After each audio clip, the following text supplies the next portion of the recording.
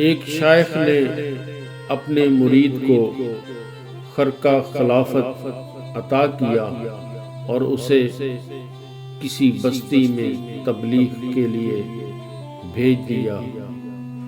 کچھ عرصہ بعد شیخ کو اطلاع ملی کہ مرید کامیاب ہے، سب لوگ اس سے خوش ہیں۔ شیخ نے مرید کو طلب کیا اور کہا کہ خرقہ خلافت واپس کر دے۔ مرید نے شیخ سے ناراضگی کا سبب دریافت کیا۔ شیخ نے کہا کہ سنا ہے لوگ تجھ سے خوش ہیں۔ مرید نے کہا آپ کی مہربانی ہے۔